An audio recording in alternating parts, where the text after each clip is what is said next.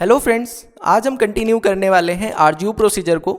जैसा कि पिछली वीडियो के अंदर पे हमने डिस्कस किया था आरजीयू प्रोसीजर के इंडिकेशन पे, कॉन्ट्राइंडिकेशन में उसमें क्या इक्विपमेंट्स यूज़ होते हैं, किस तरीके से हम पेशेंट की प्रिपरेशन करते हैं, कंट्रास्ट क्या यूज़ होता है, कितना ml कंट्रास्ट हम यूज़ करते हैं, वो सारी चीज़ों को हम पिछली वीडियो के अंदर पे डिस्कस कर चुके हैं।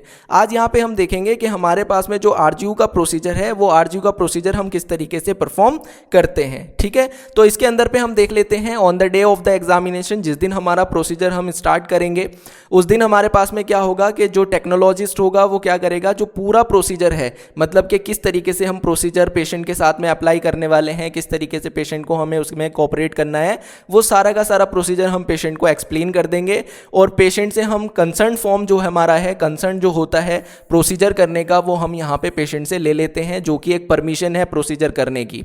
उसके बाद में हम क्या करते हैं, पेशेंट को हम जो है बोलते हैं कि आपने जो कपड़े पहने हुए हैं, आपके अपने जो कपड़े हैं उन्हें आप रिमूव कर दीजिए और हॉस्पिटल गाउन आप पहन लीजिए। देखो, हॉस्पिटल गाउन सबसे पहले एक तो हमारा हाइजीन कंसर्न है, हम हाइजीन के लिए यहाँ पे जो है हॉस्पिटल गाउन प्रोवाइड करते हैं। और दूसरा कि पेशेंट के पास में जो कपड़े होंगे उसमें हो सकता है कोई मेटल हो, ठीक है ना, जिसकी वजह से वो जो वहाँ पे हमारी इमेजिंग के अंदर पे इंटरफेरेंस कर सके, तो इसी वजह से हम यहाँ पे क्या करते हैं, उसको रिमूव करवा देते हैं और हॉस्पिटल गाउन पेशेंट को प्रोवाइड कर देते हैं।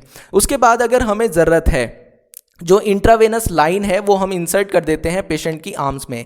देखो, यहाँ पे इसके दो रीज़न है। अगर पेशेंट हमारा कोई रिलैक्स नहीं है, ठीक है ना, तो पेशेंट को रिलैक्स करने के लिए हम यहाँ पे सेडेटिव मेडिकेशंस उस इंट्रावेनस लाइन से दे सकते हैं। लेकिन अगर हमारा पेशेंट रिलैक्स है तब भी हमें यहाँ पे क्या करना चाहिए, इंट्रावेनस लाइन जो हमारा कैनुला है वो पेशेंट को हमें लगा देना चाहिए कि बाई चांस अगर पेशेंट को कंट्रास्ट की वजह से कोई एलर्जी हो गई, कोई रिएक्शन हो गई, तो हम एकदम से पेशेंट को क्या कर सकते हैं, वहाँ पे जो भी हमारी एंटी एलर्जिक मेडिकेशंस है वो हम पेशेंट को वहाँ पे क्या कर सकते हैं, प्रोवाइड कर सकते हैं उस लाइन के थ्रू, उस कैनुला के थ्रू। ठीक है, उसके बाद में हम पेशेंट को प्लेस कर देंगे on the supine position. Supine position में पेशेंट को हम लेटा देंगे फ्लोरोस्कोपी टेबल के ऊपर पे, और हम क्या करेंगे, जो स्काउट फिल्म है हमारी, वहाँ पे हम एक स्काउट फिल्म ले लेंगे। अब स्काउट फिल्म हमने क्यों ली है, देखो यहाँ पे सबसे पहले जो हमारे पास में हमारा एरिया ऑफ इंटरेस्ट है उसकी हमने एनाटमी चेक करनी है, यूरेथ्रा की, ब्लैडर की। ठीक है, उसके बाद में दूसरा हम यहाँ पे अपने टेक्निकल फैक्टर्स बीसी के अंदर पे देखेंगे कि हमने केवीपी और एमएएस हमें अच्छे से दिया है या नहीं दिया है, क्योंकि अगर हमारे पास में केवीपी हम अच्छे से नहीं देंगे, एमएएस अच्छे से नहीं देंगे, तो हमारे पास में हमारा अंडर एक्सपोज, ओवर एक्सपोज हो सकता है। उसके बाद में हमारे पास में क्या है कि हम यहाँ पे पेशेंट की पोजीशन देखेंगे कि पेशेंट को हमने अच्छे से पोजिशनेट किया है या नहीं किया है। तो ये सारी की सारी चीज़ें हम क्या करते हैं, अपनी स्काउट फिल्म के अंदर पे ही देखते हैं। उसके बाद में हम क्या करते हैं, स्काउट फिल्म हमने ले ली, हमें लगा कि अब जो है हमारे पास में हमने पोजीशंस, हमारे पास में जो फैक्टर्स है वो सब ठीक हो गए हैं, तब फिर हम पेशेंट को बोलेंगे कि अब पेशेंट को टर्न हो जाना है ओब्लिक पोजीशन के अंदर। किसके अंदर, ओब्लिक पोजीशन के अंदर। ओब्लिक पोजीशन का मतलब ये है कि हमने पेशेंट को रोटेट कर देना है, इतना ओब्लिक करना है कि थोड़ा सा लीन कर देंगे हम पेशेंट को, जितना कि हमारा 45 डिग्री हो जाए। क्या हो जाए, 45 डिग्री। अब 45 डिग्री हमारा हो जाएगा तो एक लेग थोड़ा नीचे की तरफ हो जाएगी, एक लेग थोड़ा ऊपर की तरफ हो जाएगी। ठीक है ना, मतलब ये मान लीजिए पेशेंट इस तरीके से लेटा हुआ है, अब हमने उसे थोड़ा सा इस तरीके की तरफ घुमा दिया, तो एक लेग नीचे हो गई, एक लेग ऊपर हो गई। तो जो नीचे वाली लेग है, बॉटम वाली जो लेग है, उसको हमने क्या करना है, 90 डिग्री पे रोटेट करवा देना है। मतलब 90 डिग्री पे हम उसको क्या करवा देंगे, फ्लेक्स करवा देंगे। ठीक है, 90 डिग्री पे जैसे वो फ्लेक्स हो जाएगी तो जो ये ऊपर वाली हमारी लेग है, जो हमारी टॉप वाली लेग है, ये हमारी स्ट्रेट होनी चाहिए, नीचे वाली को हम फ्लेक्स कर देंगे। देखो, मैं पोजीशन आपको दिखा देता हूं इस तरीके से। तो नीचे वाली जो हमारी लेग है इसको हमने 90 डिग्री फ्लेक्स करवा दिया है, और ऊपर वाली जो हमारे पास में, इसको हमने क्या कर दिया है, इसको हमने स्ट्रेट रखा है। क्या करा है, स्ट्रेट रखा है। ठीक है, जिससे हमारे पास में क्या हो कि जो हम प्रोसीजर हम यहाँ पे अप्लाई कर रहे हैं, जिससे पेशेंट का जो कंप्लीट यूरेथ्रा है वो हमें अच्छे से फुल लेंथ उसकी जो है विजुअलाइज होना स्टार्ट हो जाए यूरेथ्रा की। ठीक है, उसके बाद में हम क्या करते हैं, जो हमारा कंट्रास्ट मीडिया है, कंट्रास्ट मीडिया को हम डाइल्यूट कर लेते हैं नॉर्मल सलाइन के साथ में, और जो ये हमारे पास में डाइल्यूट करने का रेशियो होता है, ये होता है हमारा 1:3। 1:3 का मतलब क्या होगा कि अगर हम यहाँ पे 1 ml कंट्रास्ट ले रहे हैं तो उसके साथ में हमारे पास में 3 ml हम इसके अंदर पे जो स्लाइन है हमारे पास में NS है उसको हम यहाँ क्या कर देंगे, डाल देंगे, डाइल्यूट कर देंगे। ठीक है, तो ये हमारे पास में इस तरीके से हम अपने कंट्रास्ट को क्या कर लेते हैं, प्रिपेयर कर लेते हैं। क्या कर लेते हैं? प्रिपेयर कर लेते हैं। और जो हमारे पास में हमारी सिरिंज है, उस सिरिंज के अंदर पे हम उसको भर के रख लेंगे। ठीक है, तो ये हो गया हमारे पास में हमारे प्रोसीजर की प्रिपरेशन। उसके बाद में हम क्या करते हैं? उसके बाद में हमारे पास में जो है, हम जो यूरेथ्रा होगा, उस यूरेथ्रा की जो टिप होगी उसको हम क्या कर लेंगे? एंटीसेप्टिक सॉल्यूशन से क्लीन कर लेंगे। क्या कर लेंगे? क्लीन कर लेंगे। और स्मॉल अमाउंट ऑफ एनेस्थीसिया हम अप्लाई कर देंगे यूरेथ्रल ओपनिंग पे। मतलब जो यूरेथ्रा की टिप है ना, ये वाला एरिया जो हमारे पास में ऊपर वाला एरिया होता है, इसके ऊपर पे हम एनेस्थीसिया को क्या कर देंगे? अप्लाई कर देंगे, जिससे वहाँ पे जो सेंसेशन है वो कम हो जाए, है ना। क्योंकि अगर वहाँ पे सेंसेशन होती रहेगी तो पेशेंट डिस्कम्फर्ट होता रहेगा। हमें वहाँ पे अभी जो कैनुला है, वो कैनुला की स्लीव्स हमें वहाँ पे अंदर पे डालनी है, ठीक है ना। तो इसी वजह से हम क्या करेंगे? यहाँ पे पेशेंट को small amount of anaesthesia apply कर देंगे यूरेथ्रल ओपनिंग पे। उसके बाद में जो कैनुला स्लीव्स है, कैनुला स्लीव्स के ऊपर पे भी हम लुब्रिकेंट, जो हमारे पास में लुब्रिकेंट जेली होती है, एनेस्थेटिक जेली होती है, ठीक है ना, उसको हम क्या करते हैं? पेशेंट उस पे कैनुला स्लीव्स पे लगाते हैं। और उसके बाद में हम उसे जेंटली अंदर पे जो हमारा यूरेथ्रा है,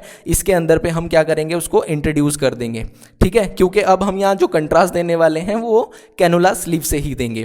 उसके बाद में हम क्या करेंगे? जब हमने स्लीव्स अंदर पे डाल दी, कैथेटर को इसको अंदर डाल दिया हमने यूरेथ्रा के अंदर पे कैनुला स्लीव्स को, तो फिर हमें क्या करना है? जो कंट्रास्ट मीडिया है, उस कंट्रास्ट मीडिया को हम अच्छे से आराम से पेशेंट के अंदर पे पुश करना स्टार्ट कर देंगे, ठीक है।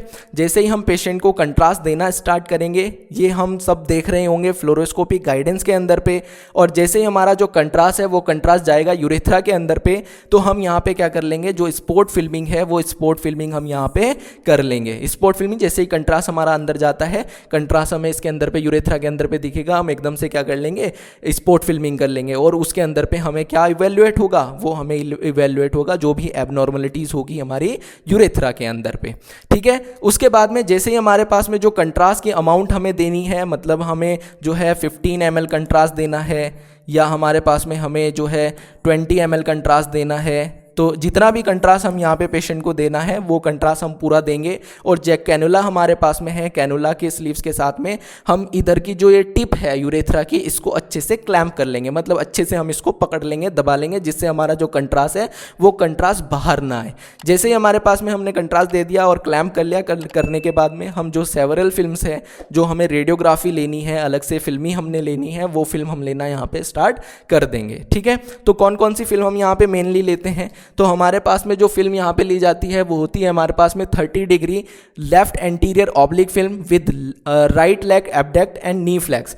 मतलब हम यहाँ पे जो फर्स्ट फिल्म लेंगे वो हमारे पास में 30 डिग्री लेफ्ट एंटीरियर ऑब्लिक होनी चाहिए, जिसमें हमारे पास में हम राइट लेग को एब्डक्ट कर देते हैं और नी को फ्लेक्स कर देते हैं, जिससे हमें आसानी हो जाती है फिल्म को लेने में। उसके बाद में सुपाइन यहाँ पे ये AP होना चाहिए, ठीक है। सुपाइन AP फिल्म हम यहाँ पे पेशेंट की लेते हैं। उसके बाद में हम यहाँ पे 30 degree right anterior oblique full length bladder की, ये फुल लेंथ हमारी यूरेथ्रा की होती है, जिसके अंदर पे हम क्या करते हैं? जब राइट एंटीरियर ऑब्लिक करते हैं तो इसके अंदर पे जो लेफ्ट लेग होती है उसको एब्डक्ट कर देते हैं और नी को फ्लेक्स कर देते हैं। तो ये 3 फिल्में हमारी मेनली यहाँ पे ली जाती है, जिससे हमारे पास में हमारी जो यूरेथ्रा की कंप्लीट जो रेडियोग्राफी होती है वो यहाँ पे हम कर लेते हैं, और जो भी एबनॉर्मलिटी होती है वो इसके अंदर पे हम देख लेते हैं। जैसे सुपाइन फिल्म हमने यहाँ पे ले रखी है, जो स्काउट फिल्म हमारी थी। उसके बाद में ये हमने AP सुपाइन में ली, फिर ये ऑब्लिक फिल्म हमारे पास में है। तो ये हमारे पास में हमारी फिल्मिंग है जो RGU प्रोसीजर के अंदर पे हम लेते हैं, ठीक है। उसके बाद में आता है हमारे पास में after care. The patient is advise to increase the fluid intake for the elimination of contrast from the body. Obviously हमने पेशेंट को कंट्रास्ट दिया है, तो हम यहाँ पे पेशेंट को बोलेंगे कि आपको ज़्यादा से ज़्यादा पानी पीना है, जिससे हमारा जो कंट्रास्ट है वो बॉडी से जल्दी निकल जाए। वैसे इतना कंट्रास्ट यहाँ पे रुकता नहीं है, लेकिन फिर भी जो चांसेस होते हैं वो चांसेस यहाँ पे क्या होते हैं? रिड्यूस हो जाते हैं। उसके बाद में हम कॉम्प्लिकेशन की बात करें तो कॉम्प्लिकेशन के अंदर पे माइल्ड डिस्कम्फर्ट हो सकता है या पेन हो सकता है पेशेंट को यूरेथ्रा के अंदर पे, पेनिस के अंदर पे, या फिर यूरिनरी ट्रैक इन्फेक्शन पेशेंट को हो सकता है आफ्टर RGU प्रोसीजर के, बिल्कुल हो सकता है। एलर्जिक रिएक्शन पेशेंट को हो सकती है क्योंकि हमने कंट्रास्ट पेशेंट को दिया था।